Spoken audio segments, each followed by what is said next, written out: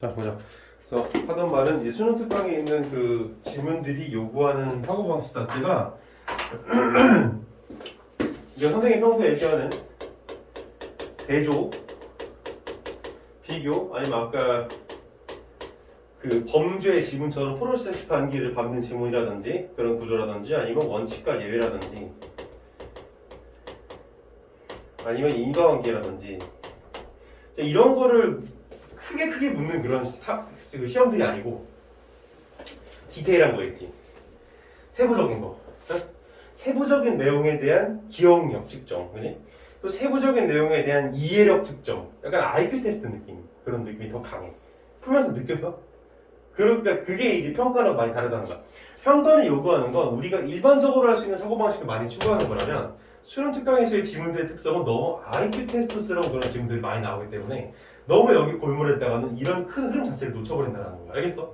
조심하자 이거지. 그래서 공부하는 방향성 자체를 제대로 잡고 들어가야 공부를 해도 효과를 얻을 수가 있는 거야. 모든 공부가 다 그래. 자, 그래서 진짜로 한번 들어가 보자고. 어휴.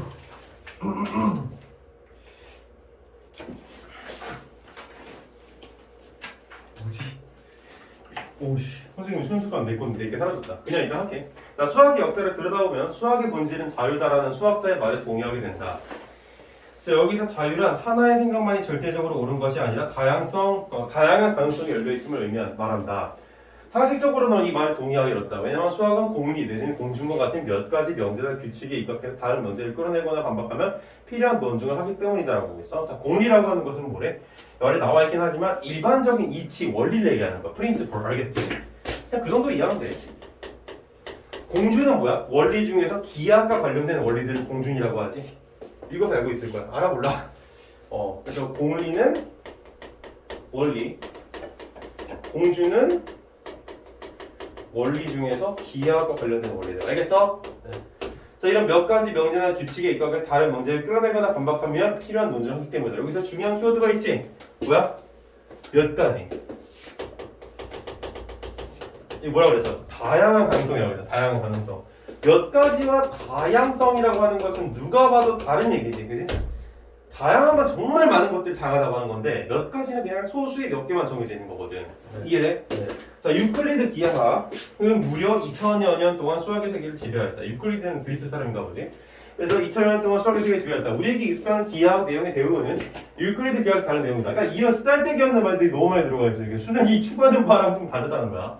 유클리드 기하학은 23개의 정의, 5가지 공리, 그리고 5가지 공준을 정해두고 이것을 이용해서 465개의 명제를 만들고 증명한다. 유클리드 기하학의 5가지 공준을 살펴보면 다음과 같다. 첫째, 한 점에서 다른 한 점으로 직선을 그릴 수 있다. 다 알지 이거? 그 다음에 둘째, 선분을 연장하여 하나의 직선을 만들 수 있다. 셋째, 한 점을 중심으로 하고 한 선분의 길이를 관점하는 그 길이라는 원을 이렇게 그릴 수 있다. 뭔지 알겠지? 그 다음에 네 번째, 모든 직각은 다 똑같다. 5번째, 어떤 직선과 그 직선 위에 있지 않은 점이 주어졌을 때 뭐라고? 어떤 직선과 그 위에 있지 않은 점이 주어졌을 때 그 점을 지나서 주어진 직선과 평행의 직선 이런 식으로 다 하나만 존재하다. 유클리드 기하학의 5번째 정의였다라는 거야. 그래서 그런데 하면서 문제 의식이 등장해야지. 이게 수능의 그냥 다른 거야. 수능의 그 문제 의식이 어디 등장해? 첫 번째 단락에. 근데 이 친구는 뒤에 가서 이렇게 등장하지. 너무 달라. 그러니까 이렇게 글을 따온 거야 어디서. 자, 그런데 유클리드 기하학 안에서 5번째 공주는 수학자들의 골칫덩어리였다. 자, 이게 5번째인데 이게 골칫덩어리였대. 다른 공준과는 달리 5번째 공주는 정리로 보였지만 수학자들은 나머지 4공준을 가지고 5번째 공준을 증명하는 번번이 실패했다.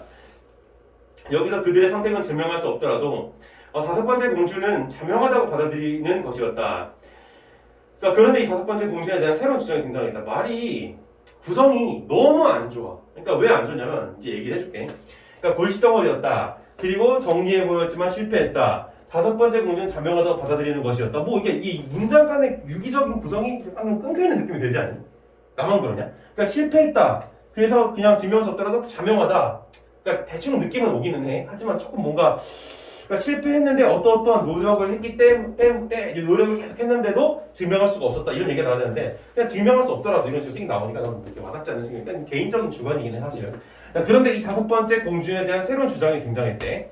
자, 그것은 바로 비유클리드 기하학이래. 그래서 여기서 비유클리드 기하학이라는 얘기를 해주고 있지.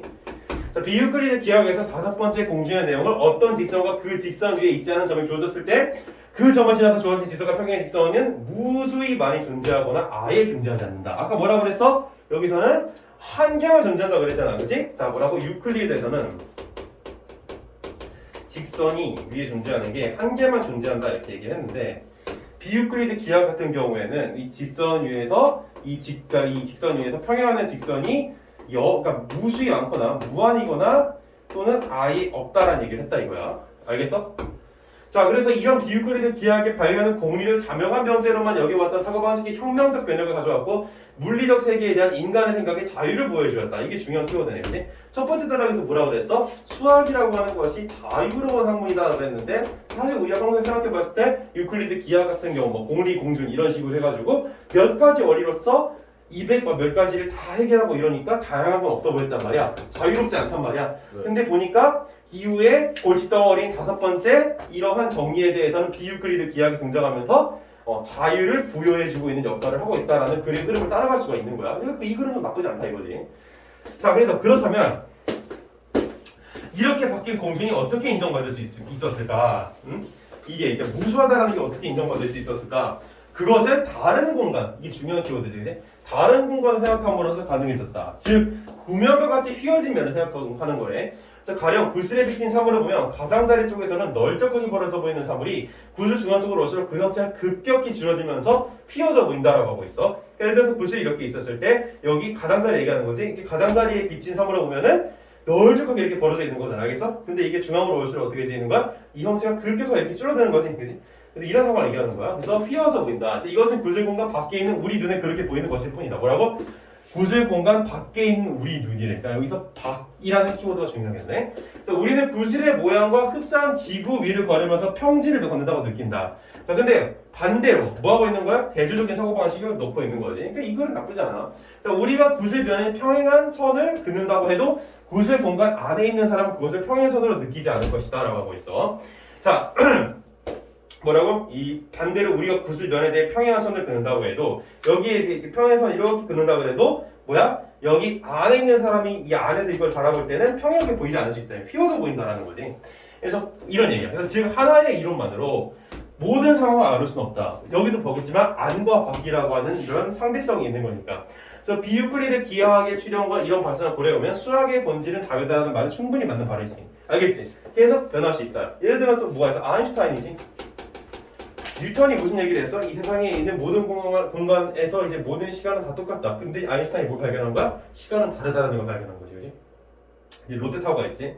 맨 위에 살고 있는 사람과 맨 지하에 있는 사람하고의 시간은 누가 더 빨리 갈까? 위에 있는 사람이 훨씬 빨리 가겠지. 아, 물론 실질적으로 몇 초, 이게 0.0000 몇 초 차이 나겠지, 그지? 이게 생각해보면 이게 우주에서 굉장히 그 얕은 높이잖아, 그지? 물론 우리 눈은 커 보이지. 자, 이제 문제가 뭐냐?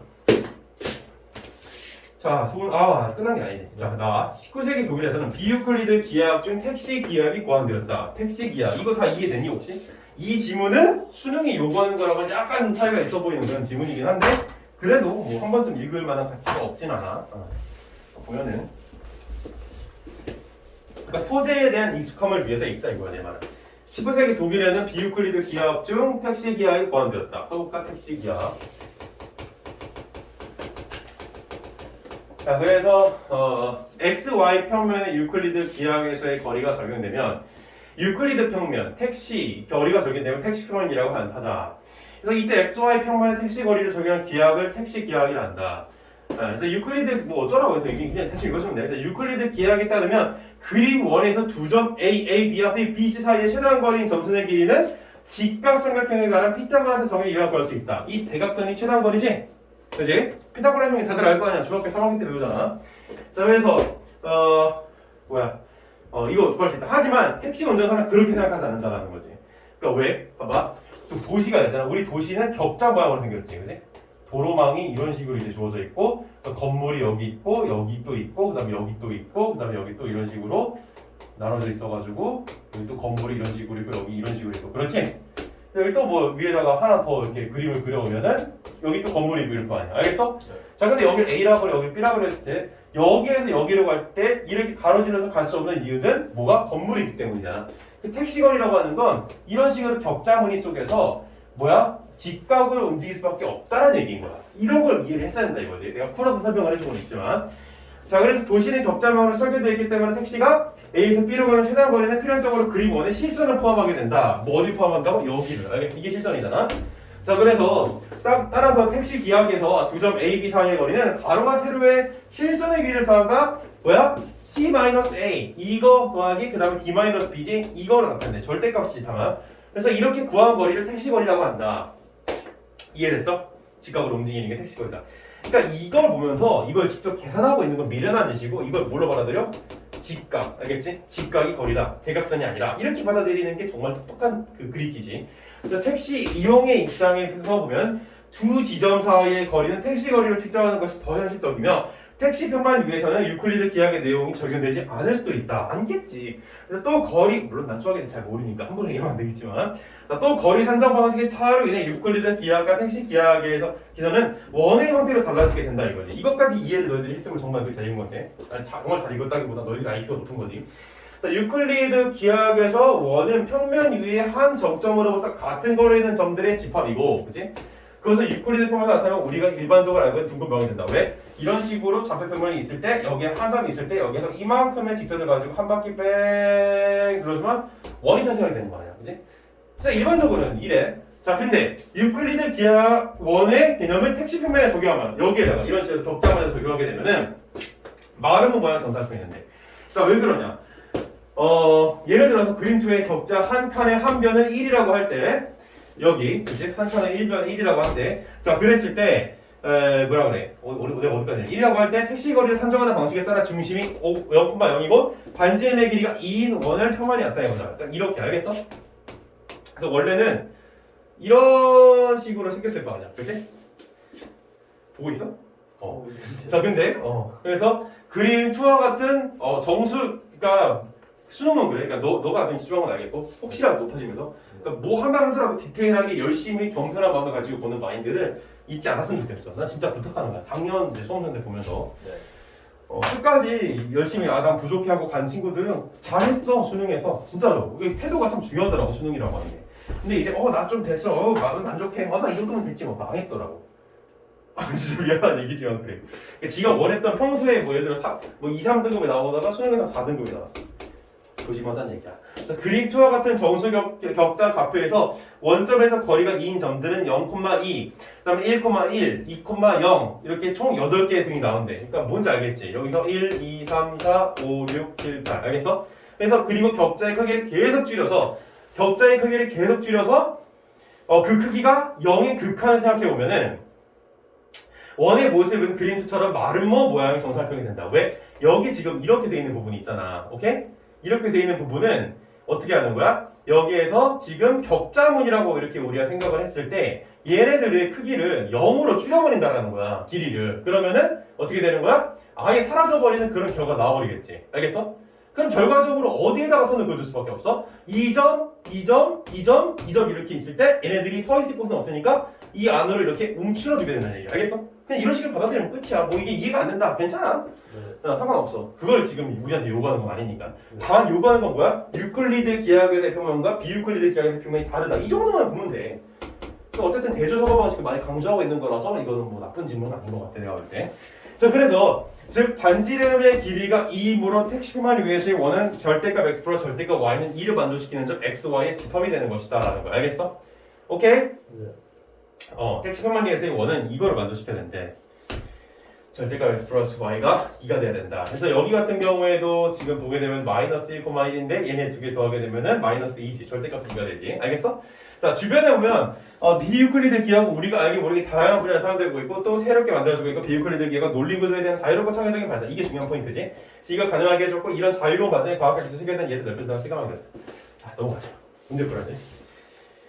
자 그래서 이제 1번 위클과 보게 되고 바탕으로 할 때 1에서 3의 내용이 맞으면 O 틀리면 X를 표시해보자. 자 유클리드 기하학의 정삼각형은 세 변의 길이가 같은 삼각형 직각 이등변 삼각형은 두 변의 길이가 같고 그 기각이 90도인 삼각형이다. 자, 이에 따라 유클리드 기하학에서의 정삼각형은 세 내각의 각각 60도이고 직각 이등변 삼각형은 두 개의 내각이 각각 45도. 당연한 얘기지. 그리고 하나의 내각 90도이다. 이거 얘기하는 거야. 이거 알겠지? 이거. 얘도 뭐 이등변 삼각형이네. 그래서 유클리드 기하학에서 이렇게 얘기했고 유클리드 기하학에서 두 변의 길이와 그 기인각의 크기가 모두 같은 두 삼각형 합동이 되고 합동인 두 삼각형은 서로 세 변의 길이가 같다. 비유클리드 기하학에서도 합동인 두 삼각형은 서로 세 변의 길이가 같다. 한편 아래 그림은 택시 기하학에서의 택시만을 위해 그린 두 삼각형 A, B다. 그림 격자에서 가로 세로 한 얘기는 각각 1이다 이렇게 되고 있는데 들어가서 보면 1번, 1, 2, 3번. 자, 보자고. 지우고.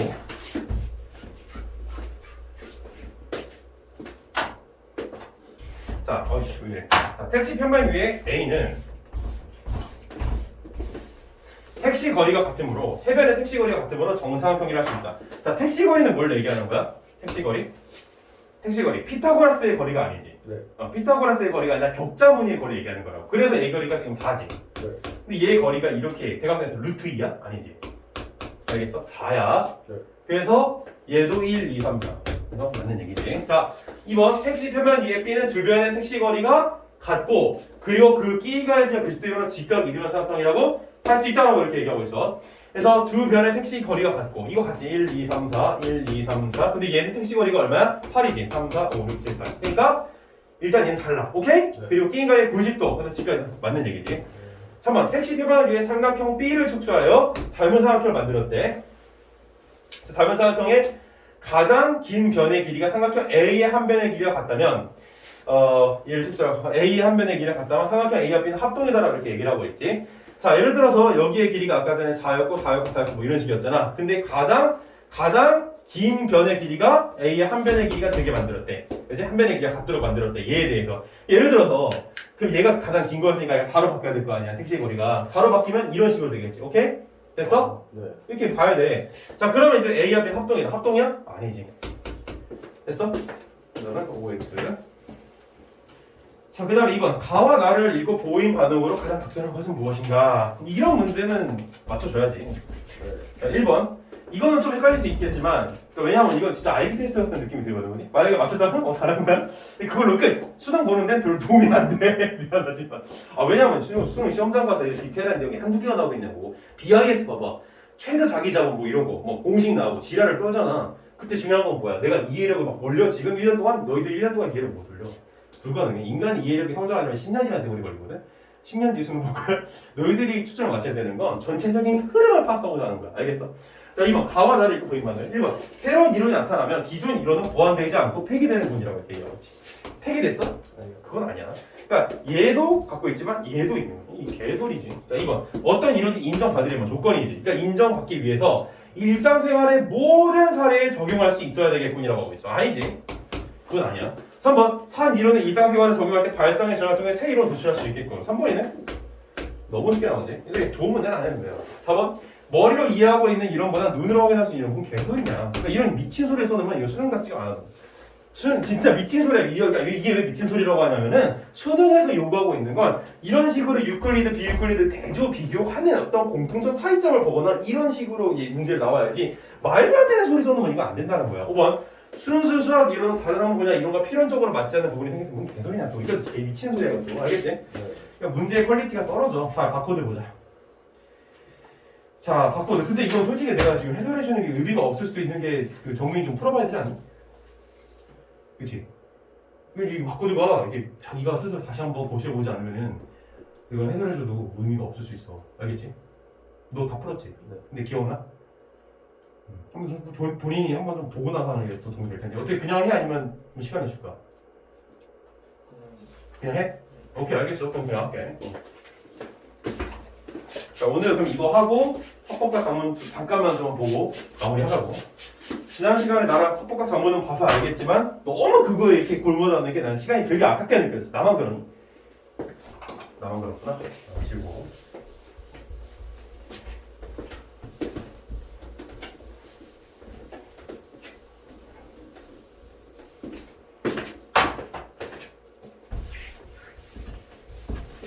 솔직히 한국에서 고등학교까지 나온 친구면은 그 그 협박과 장면 틀릴 이유가 난 없을 것 같아. 조금만 신경 쓰면.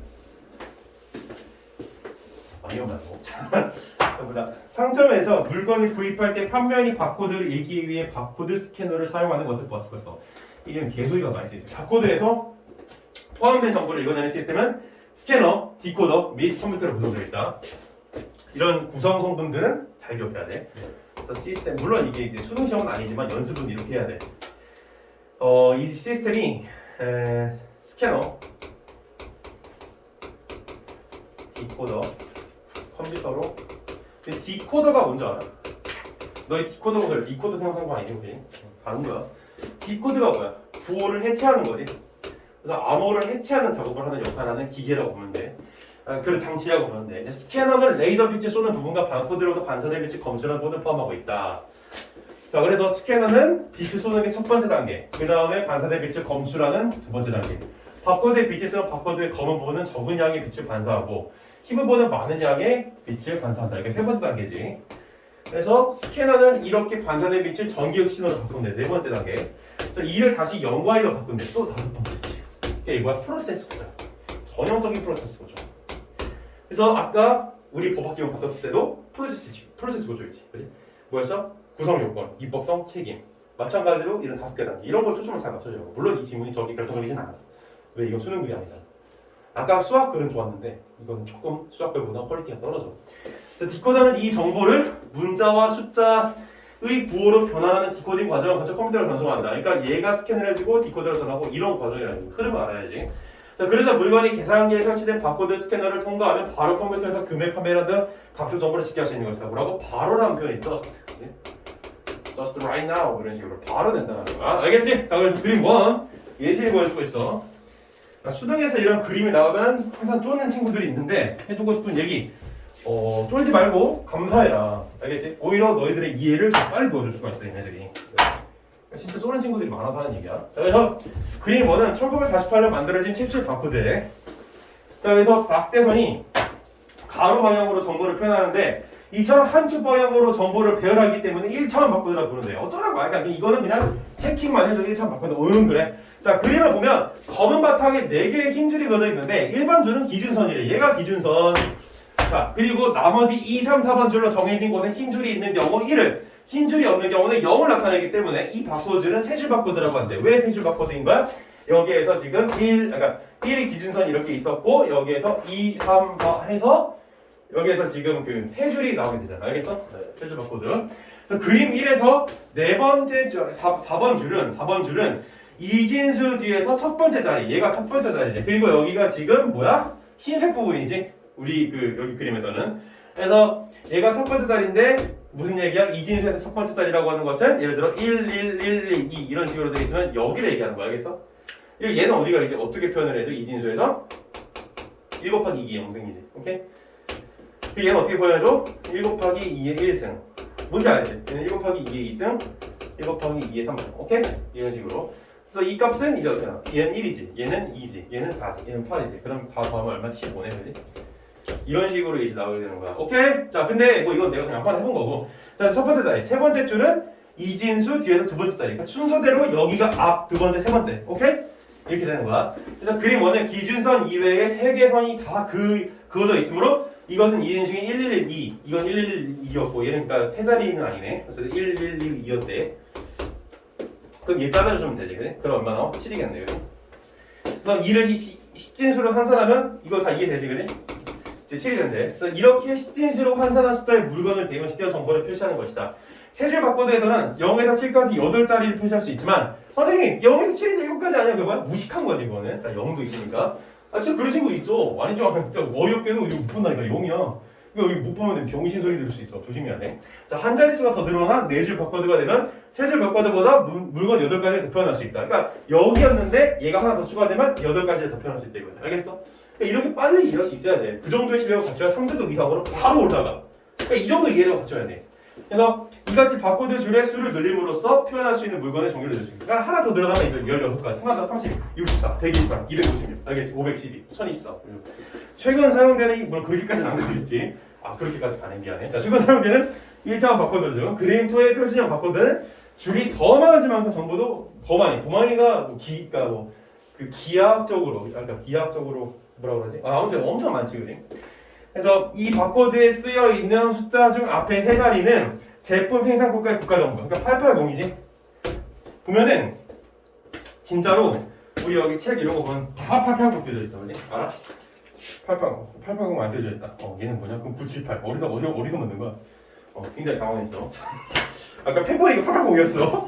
자, 어쨌든 그리고 880 우리나라의 국가 표시고 그 다음에 숫자인 1, 2, 3, 4는 제조업체래. 1, 2, 3, 4. 네? 자, 그리고 제조업체 정보 띄어쓰기 이후에 나타나는 숫자들 중 마지막 숫자를 제외한 5, 6, 7, 8, 9 이 자식은 상품이 무엇인지. 그치? 3은 그럼 뭘까? 마지막 숫자 3은 검증 코드래지. 이 자식이 검증 코드. 자, 그래서 880 나누고 그 다음에 이제 1, 2, 3, 4 나누고 그 다음에 5, 6, 7, 8, 9 나누고 3. 알겠지? 검증 코드, 물건, 그 다음에 이제 그 1, 2, 3, 4 같은 게 제조업체, 880 국가. 오케이? 순서대로 다 써놔. 국가, 제조업체, 그 다음에 상품, 그 다음에 뭐? 검증 코드. 이런 거는 디테일한 정보는 좀 정의를 좀 해두고 가는 게 나중에 유익이 돼. 그러니까 이게 뭐냐면, 그러니까 이게 수능 그림 찾기 게임이 아니야. 착각하는 친구가 있죠. 수능 그림 찾기처럼 어디 숨겨져 있나 이거 보려고 하니까 뭐 진짜 그건 공부를 정말 최악으로 못하는 거니까 그런 식으로 하지 말고 다만 이제 헷갈릴 수 있단 말이야. 왜냐면 다 읽고 나서 정보가 너무 많잖아. 적어놔. 습관을 좀 들여. 그래서 마지막 숫자 3은 검증 코드를 불리는데 바코드에서 읽은 정보를 한 번 더 확인하는 역할을 한다. 그래서 바코드에 숫자 중 검증 코드를 제외한 숫자들을 대상으로 맨 앞에서부터 홀수 번째 자리에 있는 수들을 합을 A라고 하고 그래서 홀수 번째 수 한번 합해볼까? 8, 0, 2, 그 다음에 4, 6, 8, 3 그치? 이렇게 다 더한 걸 A라고 하지. 오케이? 자, 그 다음에 B. 자, B는 짝수 번째지. 짝수 번째 자리에 있는 수들의 합의 3을 곱하는 거. 그치? 그럼 여기 8이지 또? 8, 그 다음에 1, 3, 5, 7, 9. 알겠어? 그래서 이거를 다 더한다면 어떻게 한다고? 3을 곱해. 알겠어? 자, 그래서 B라고 할 때 A와 B 합을 더했을 때 C의 배수가 되도록 해주는 한 자리. 잠깐만, 뭐야 이거? 오케이, 알겠어. 시원스쿨. 내가 아는 형의 지인인데 시원이 형이 진짜. 그래서 어쨌든 뭐 그렇대. 그래서 A와 B 합과 더했을 때 C의 배수가 되도록 해주는 한 자리 숫자가 검증 코드인 거네. 얘가 검증 코드. 자, 그래서 한번 보자. 얘 뭐야? 이렇게 3이 없다고 쳐봐. 알겠어, 얘들아? 예시를 한번 적용해 보자. 우리 연습하는 거잖아. 그래서 더하면 8, 0, 8, 10, 14, 그 다음에 20, 28이지? 알겠어? 28. 자, 그 다음에 8, 9, 12, 그 다음에 17, 그 다음에 24, 그 다음에 33이지. 33, 3, 5, 99지. 알겠어? 그래서 이거 더하게 되면 얼마가 나와? 이제 127이 나오겠다. 오케이? 그러니까 3을 더해서 130이 나오지? 10의 배수. 오케이? 이런 식으로 이제 정산을 해준다 이거야. 자, 그래서 10의 배수가 되도록 한 자리 수가 검증 코드 3이. 그래서 만약 A와 B를 더한 값이 133이라고 검증 코드는 7인 셈이다. 그렇겠지. 그래서 바코드를 인쇄할 공간이 넘어가서 부족하거나 그림 2에 제시된 13자리로 된 표시형 바코드를 사용하기 어려울 때 8자리로 된 단축형 바코드를 사용하기도 한다. 자, 단축형 바코드. 그래서 단축형 바코드가 지금 여기는 지금 그림이 따로 없는 것 같긴 한데 뭐 그냥 대충 보면은 이 코드는 국가 코드가 국가 코드 세 자리. 그러니까 국가 코드가 이렇게 숫자가 예를 들어서 880 그다음에 이제 뭐 1, 2, 3, 4, 5 이런 식으로 있다 썼을 때 880은 국가 알겠지? 이건 아까랑 똑같아. 그리고 제조업체 코드 세 자리. 1, 2, 3은 제조업체 코드. 그리고 자체 상품 코드 한 자리. 4. 그 다음에 검증 코드 5 이렇게 구성이 있어. 이 검증 코드는 네모를 넣자. 그지? 식을 해줘야 되니까. 그리고 검증 코드를 구하는 공식도 짝수 번째 자리와 홀수 번째 자리를 구분하여 계산하는 것은 같지만 여기서 중요한 건 뭐야? 짝수 번째 자리가 홀수 번째 자리에 있는 수들이 합을 3을 곱한다. 그러니까 8, 그 다음에 0, 그 다음에 2, 그 다음에 4. 알겠지? 그래서 여기를 더한 다음에 곱하기 3을 한 값을 A라고 치는 거고 이제 B 값은 8, 그 다음에 1, 그 다음에 3, 그 다음에 네모. 알겠지? 그래서 얘를 이제 계산하게 되면은 10, 14. 14 곱하기 3은 42지. 42에다 얘는 9, 12. 그럼 더하게 되면 54가 되겠네. 얘는 6이겠네. 그지? 이런 식으로 설정을 하게 된다. 이거. 오케이? 자, 그래서 홀수 번째 있는 자리 수들이 하고 3을 곱한다는 표시를 바꿔다가 넘어갈게. 자, 그래서 1차원 바코드보다 나중에 등장한 QR코드지. 이거 한번 QR코드 이제 찍어보고 싶은데. 1차원 바코드보다 나중에 등장한 2차원 바코드는 사각형 안에 정보를 담는다. 그림 3은 대표적인 2차원 바코드인 QR코드래. 그래서 QR코드에 담긴 정보를 읽는 기본 원리는 1차원 바코드와 유사한데 바둑판 무늬가 그러니까 이게 중요한 표현이지. 그러니까 유사한데 뭐야? 비교 표현이잖아. 그러니까 이런 부분은 항상 예민하게 캐치를 해줘야 돼. 이렇게 이제 수능 연습을 하는 거야. 여기에서 이런 거 계산 잘하는지 못하는지 하는 건 진짜 지엽적인 거야. 혹시 학교에서 공부하는 애들 중에 보니까 이렇게 학교에서 공부하는 애들 중에 막 이거 하면서 내가 이거 모르겠다, 이해 안 된다, 이거 좀 도와줘, 이런 친구들은 그러니까 도와주긴 하는데 그러니까 얘기를 해줘. 친구가 이러고 있다. 야, 이거를 지금 공부하는 건 수능의 방향성과 좀 다르다는 얘기, 알겠지? 물론 할 필요는 있겠지만. 자, 그래서 유사한데 바둑판 무늬가 흰색이냐 검은색이냐에 따라 0과 1로 구분한다. 얘도 그렇게 한다 이제. 그래서 1차원 바코드가 가로 방향으로만 정보를 표시할 수 있는데 얘는 가로와 세로 방향 차이점이지. 방울씩 있어. 1차원 바코드는 훨씬 많은 엄청나게 많은 정보겠지. 그래서 인터넷 주소 등과 같이 문자로 된 정보도 표현할 수 있다. 그렇겠지. 얼마나 많냐 정보가. 그래서 이런 주소를 통해 사진 정보, 동영상 정보가 있는 사이트로 연결. 난 여기도 체크를 할 거야. 왜? 나는 비교를 중시하니까. 뭐하고 비교를 한 거야? 아까 이 시스템, 바코드 시스템에는 just 바로 갔잖아. 컴퓨터로 데이터가. 근데 얘는 사이트로 연결해준다는 거야. 그게 차이점이야. 이런 걸 볼 수 있느냐 없느냐가 실력인 거지. 그래서 이게 문제가 나왔다면 얘 문제 잘 낸 거고 안 나왔다면 뭐 어쩔 수 없는 거고. 그래서 그게 수능 특강의 한계니까. 자, QR코드는 스마트폰 사용자 수가 빠르게 증가함에 따라 광고 홍보 분야에서 활발하게 적용되었는데 이는 별도의 스캐너 없이 스마트폰에 내재된 카메라를 활용해. 이게 중요한 거지. 또 차이점. 누구나 쉽게 정보를. 그럼 바코드는 누구나 아니었지. QR코드는 그림상처럼 사각형 귀퉁이 세 곳에 큰 네모 상자 이렇게 있대. 이것들은 스마트폰으로 QR코드를 찍었을 때 위치를 찾기 위한 표지래. 위치 표시라는 거지. 이게 정보가 따로 없대. 아니 위치 표시야. 그래서 즉 사용자가 스마트폰으로 QR코드를 어느 방향에서 찍어도 큰 네모 상자로 인해서 이게 만약에 여기 하나 더 있었으면 어떻게 돼? 그럼 문제가 심각해지겠지, 그지? 어디가 어딘지 모르니까. 근데 없잖아, 일부러. 왜? 동서남북을 확실하게 하기 위해서지. 그래서 그치, 문제가 없다. 어느 방향을 찍기 중요한 포인트지. 어느 방향에서 찍어도.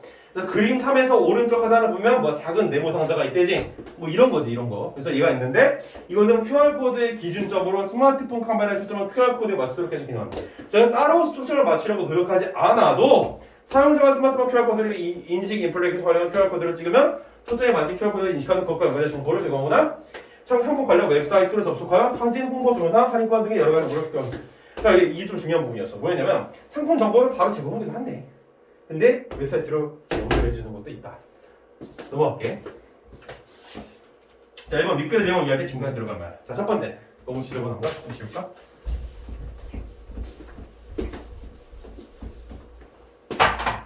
자, 1차원 바코드에 담긴 정보는 땡땡과 땡땡을 거쳐 컴퓨터로 넣는다. 스캐너 디코더지. 이런 거 틀리면 안 되고. 자, 2번. 세 줄 바코드 중 1번 줄과 2번 줄만 있는 경우를 이진수로 나타내면 어떻게 표현할 수가 있어? 자, 1번 줄이 이렇게 기준선이 있고 2번 줄이 이렇게 있어. 그래서 여기 바코드가 이런 식으로 이제 형성이 되겠지. 오케이? 자, 그러면 여기에서 이제 나타날 수 있는 게 이제 어떤 식으로 나타날 수가 있어? 여기에 1, 그치? 여기에 또 이제 1. 그 여기 이제 검은색이 0. 알겠어? 이런 식으로. 세 줄 바코드를 활용하면 땡땡까지 물건에 대한 정보를 활용할 수 있다. 그러니까 이렇게 세 자릿수가 되니까 8가지가 되겠지. 됐어? 넘어갈게.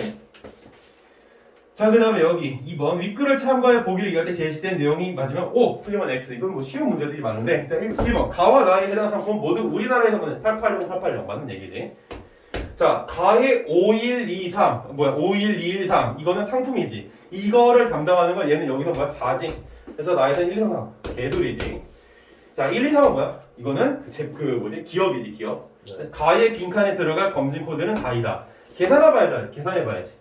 계산해보면은 이거는 이제 이거 그지 요약된 게 아니니까 홀수번끼리 더하고 짝수번에는 3번 곱하는 거지. 그래서 8, 0, 9, 7, 그 다음에 1, 그 다음에 1, 그리고 네모. 자, 일단 계산해놓으면 그 다음에 24, 25, 26 플러스 네모지. 수학 시간 같대. 자, 그 다음에 나 수학 잘 못하는데. 그 다음에 8, 그 다음에 4, 그 다음에 8, 그 다음에 5, 그 다음에 2, 3. 됐지? 그래서 이거 다 더하게 되면은 30이네. 30 곱하기 3, 90이네. 그지? 그래서 90 더하기 20, 116. 그럼 여기 4가 와야 되는 거. 그지? 그러니까 맞지? 오케이? 그러니까 좀 암산이 빨라야 되겠지, 어떻게 보면. 자, 가와 나에서 검진 코드를 도출하는 방법은 같다 알아보고 있어. 아니지. 왜? 얘는 짝수 번째. 그러니까 홀수 번째다가 얘는 3을 곱해야지. 자, 그 다음에 마지막인가? 3번. 기억에 대한 이해로 가장 속수라는 거. 1차원 바코드. 자, 기억은 기억 뭐였냐? QR코드인가? 2차원 바코드요. 2차원. 그럼 QR이지? 네. 자, QR코드. 자, QR코드는 1차원 바코드와 달리 문자 정보만을 활용해서 상품 정보로 연결된다 라고 이렇게 얘기하고 있는데 문자 정보만 있다고 그랬어? 아니지. 아까 여기 보면은 근거 찾기를 해야 되는데 좀 넘어가기가 좀 귀찮긴 한데 여기 보면은 훨씬 많은 데이터를 저장할 수 있고 그래서 인터넷 주등 같이 문자로 된 정보도 여기서 중요한 표시가 있지 뭐야? 정보도 어디 있어? 아씨 여기. 그러니까 다른 것도 가능한 거야 문자로.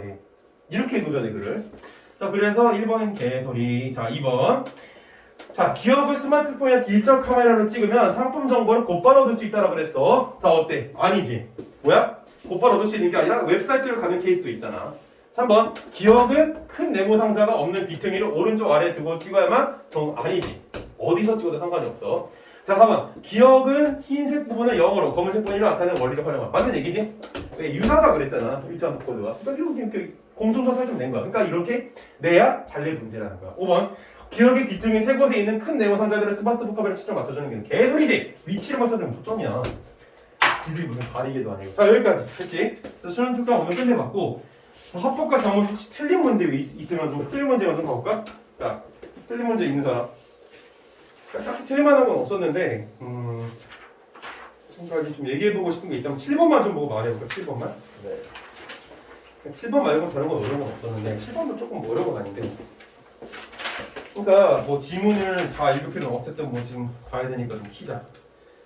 2020학년도 수능 어디 갔어? 2020학년 들어있는 게 너무 많아가지고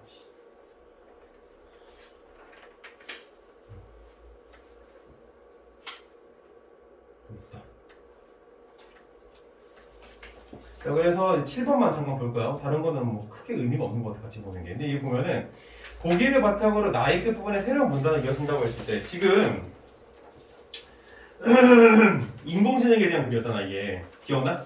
네. 인공지능에 대한 글. 그러니까 인공지능이 면접을 볼 수 있는 측면에 대한 얘기였는데 나의 이제 그 들어가야 되는 학생의 초고 뭐야?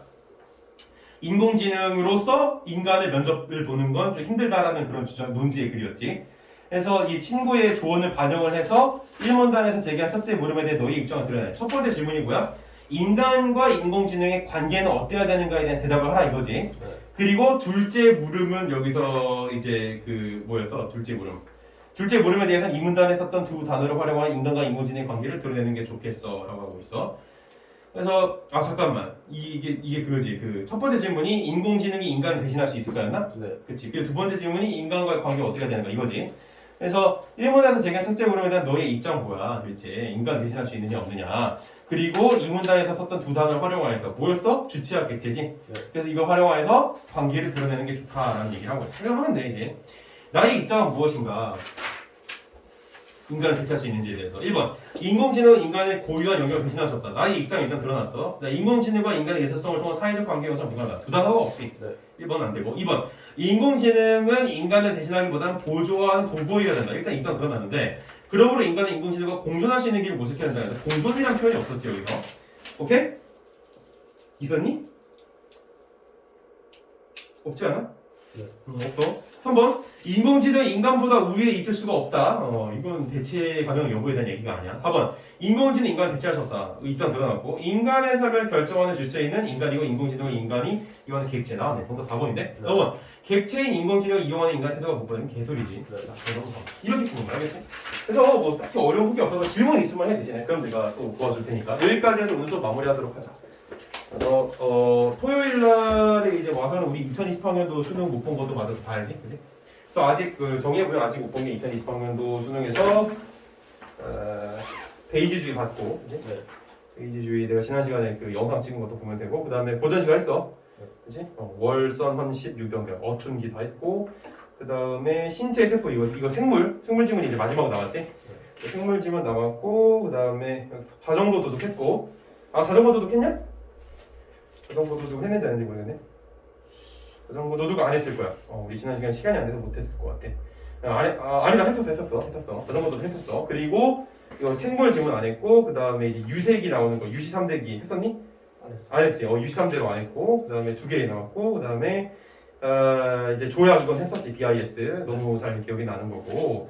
그 다음에 마지막 남은 윤동재 바람이 불어와 김기택 세 안 했지. 네, 안 했어요. 이렇게 딱 3개 남았다. 이거 하고 오늘 토요일 날 이제 끝내도록 하자. 자, 2020 수능 그래서 마저 다 잘 집에서 한 번 더 풀어봐. 네. 자, 여기까지.